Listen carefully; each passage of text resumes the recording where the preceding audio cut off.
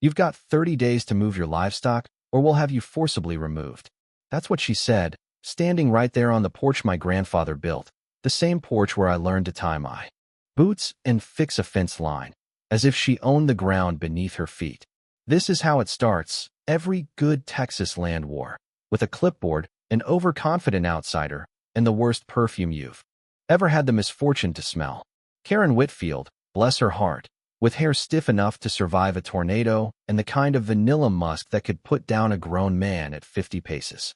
Thought she could run me off land my family's worked since 1952. Let me back up a sec. My name's Garrett Stone. 6 months ago, I left my DC policy job for a piece of Cedar Falls, Texas, 40 acres. Population so small, even the gossip makes the local news. Traded congressional hearings and bad coffee for mornings on the porch with a mug strong enough to put hair on your chest and the sound of cattle waking up the meadowlarks. Grandpa Joe passed and left me this ranch with its mineral rights, a prize developers have sniffed after for years. I thought peace was something you could smell, fresh sage, cut hay, honest sweat. But turns out, peace attracts trouble. Karen blew into Cedar Falls straight from Dallas, dropped 7 figures on a McMansion, and ran for HOA president. Before her moving boxes even hit the garage. Next thing I know, there's a violation notice on my door for agricultural nuisances threatening property values. The only thing threatening property values around here is her attitude. Figured it was a misunderstanding. City folks don't always get ranch life. So I invite her for sweet tea, hoping to clear the air. Wrong move. Next thing I know, she's marching up my drive with her cousin Dale from code enforcement, both snapping photos like the place was a crime scene. Couple days later, thick manila envelope on my door. Cease and desist. She calls it. Her law firm runs out of her kitchen, best I can tell. She accuses me of health violations, doctored a survey map, even demands I show up at some HOA kangaroo court down at the country club, where the coffee tastes like regret and the air's thick with old money and new entitlement. There's a single metal chair waiting for me, all eyes on the rancher who, according to Karen, is about to be run out of town for noncompliance. So I let her finish her speech about community standards, and then, with every board member watching, I slide my federal credentials across the table and introduce myself as the guy who spent 15 years writing the very HOA regulations she's pretending to enforce. Yeah, that happened.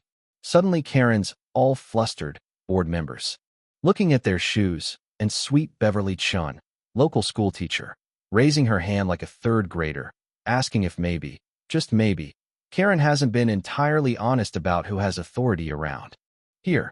That's when things got real. The next week was a circus. Every day brought new inspectors, county code, state environmental quality, even the AG department, most of them wondering out loud why. They were wasting time on a ranch cleaner than half the subdivisions in Texas.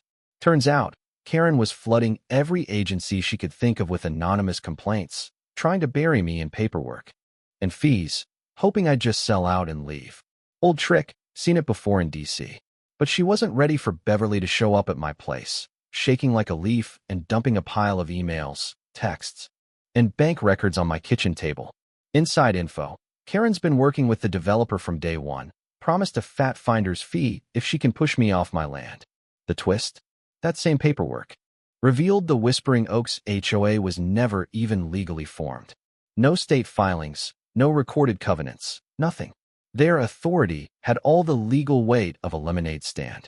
Karen's been running a long con, not just on me, but on every neighbor in her little fiefdom. And the best part? Dr. Martinez, the state vet, calls me. She's found Karen pulling this scam in 3 other counties. Always next to a planned development. Always driving families off their land for a payout. So we go to work. Beverly, me, a retired electrician named Jim, and Maria the paralegal, we turn my kitchen into a war room. Every document, every bank statement, every secret HOA recording. I get my old HUD buddies involved, file federal complaints, coordinate with the state attorney general. We dig up everything. Embezzled HOA funds, Karen's fake insurance claims, her real estate kickbacks, even her showcase home that's actually owned by the developer. Every new fact is another nail in the coffin. Karen, meanwhile, is spinning out, files a false police report, tries to have me arrested, vandalizes my fence at 2 a.m. with her cousin Dale, not knowing I've got security cameras everywhere. Sheriff Morrison, who's known my family forever, just shakes his head and downloads the footage to his cruiser. He says, "Garrett, I've seen a lot of crazy, but this is something else." The moment everything flipped, Karen tries to stage a fake federal raid, hires a couple of out-of-work actors to pose as EPA agents, serve me a phony closure order, then films herself celebrating her victory on Facebook.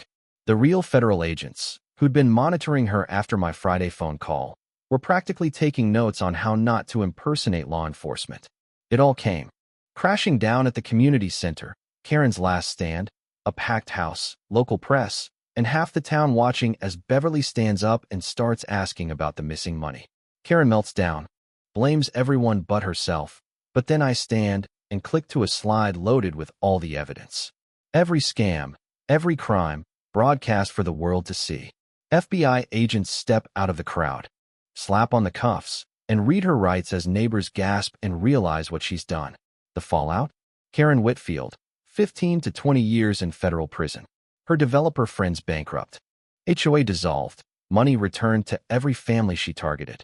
Beverly gets elected as the new HOA president, this time for a legally incorporated, transparent association. The town rallies. Property values go up. Neighbors support each other instead of turning a blind eye. As for me, I sit on the same porch where all this started, coffee in hand, cattle grazing where they always have. Grateful for a community that came together to fight back. We set up a defense fund, help other families facing the same scams, even got the state to pass new laws to protect rural landowners. Dr. Martinez brings her students out to see how real agriculture's done. Sheriff Morrison drops by for pie and updates, and Beverly's become a local hero, teaching folks how to spot fraud before it takes root. Karen thought she could steamroll a rancher who didn't know his rights. Instead, she ran headlong into a community, a paper trail, and the federal rulebook I helped write. Granddad used to say, sometimes you have to fight for what's yours.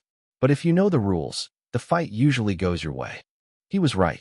Now it's your turn. Drop your own HOA nightmare stories in the comments. Tell me about the time you stood your ground or wish you had. If you're facing this kind of harassment, know your rights. Call for help. Don't let the bullies win. Smash that subscribe button and ring the bell, because trust me, there are more Karens out there than you think. And the next story? It might just be yours. 6 months on, you'd think life might finally slow down. That after all that chaos, justice, and headlines, a man could go back to simple mornings and honest work. But you know how it is in a small Texas town. Nothing ever really goes back to normal. Not when you've shaken up the hornet's nest, pulled the mask off a monster, and changed the rules of the game for everyone. Sometimes it feels like all that noise never really leaves you. It just settles deeper, beneath the surface, waiting for the next fool who thinks a clipboard and a cheap suit can buy what generations have built with sweat and stubbornness. Thing is, after Karen's spectacular fall from grace, Cedar Falls got real quiet, but not in a peaceful way. People started watching each other different, sizing up who knew what, who went along with her little regime, and who just played dumb because it was easier. Some neighbors still cross the street when they see Beverly Chun, like speaking out is catching, or maybe just too much shame for not doing it sooner. But most folks, well, they come by with pie, fence posts, or stories they'd never dared tell before. Turns out, every community's got its share of secrets and silent victims. All it takes is one person to break the spell. That's where the real work started. Beverly, bless her, didn't want a hero's parade. She just wanted things fixed. She organized meetings in the church basement, no coffee urns, no PowerPoints, just neighbors and folding chairs, hashing out bylaws for the new HOA. This time with every document stamped, filed, and public. I ended up on the board, against my better judgment. But when a retired schoolteacher and a rancher run for office in Texas, it turns out people listen. Jim Patterson, yeah, the gruff electrician who helped break open Karen's finances, he became our treasurer. Maria Santos started running legal clinics out of the library, teaching everyone how to read a land deed, spot fraud, or file a complaint before things get out of hand. You want to see real change? put a paralegal in charge of community education. The weirdest twist came when Karen's old private investigator, Rick, started showing up at meetings. I'll admit, first time he walked through the door, every neck in the room snapped like a deer at the first shot of hunting season. But he stood there, hat in hand, and said, "I was wrong. I let myself get used. How can I help fix what I helped break?" I'm not sure everyone forgave him, but we let him stay, because the truth is, sometimes the folks who know where the bodies are buried are the ones you want on your side when the next battle comes. Meanwhile, the fallout from Karen's scam went way beyond Cedar Falls. State legislators started calling, asking for input on new laws. I spent hours on Zoom calls and at the Capitol, helping draft what became the Rural Family Protection Act. Beverly testified at hearings, her voice shaking but her facts unbreakable. And you could see the light bulb go on for every politician who thought land theft was some rare tragedy. They didn't realize it was a business model until now. Sunset Holdings, the developer, crashed hard, lost their contracts, their money, their reputation. Other towns reached out to us, places I'd never heard of, asking for copies of our evidence, our new bylaws, even our defense fund. Blueprint. I figured we'd help a couple families. Instead, we ended up sparking a movement. But let me be honest, just because you win one war doesn't mean you get to hang up your hat for good. 2 months after Karen's arrest, another letter showed up in my mailbox. Anonymous, postmarked 2 towns over. It was a warning, watch your back. Not everyone wants things to change. I don't spook easy, but I doubled the locks and put up more cameras, just in case. You know what I mean? Then there's the press. Reporters came sniffing for the next big rural justice story. Some looking for a feel-good ending, others hoping to catch me saying something reckless on camera. They didn't get what they wanted. Truth is, there's nothing glamorous about fighting crooks, just a lot of paperwork, sleepless nights, and wondering if you did enough. You want a real twist? About 3 months in, Sheriff Morrison called me. "Garrett, you better get down to the station." Turns out, another family south of town, the Reynolds, was getting hit with the same playbook: fake violations, developer pressure, threats. Only this time, the bad guys weren't bothering with HOAs. They were using shell companies and lawyers out of Houston. The Reynolds had already packed half their house, ready to give up. I met them at the diner, told them what happened in Cedar Falls, showed them the paperwork, the process, the people who'd back them up. Watched hope flicker in their eyes, same way it did for me when Beverly first brought that evidence.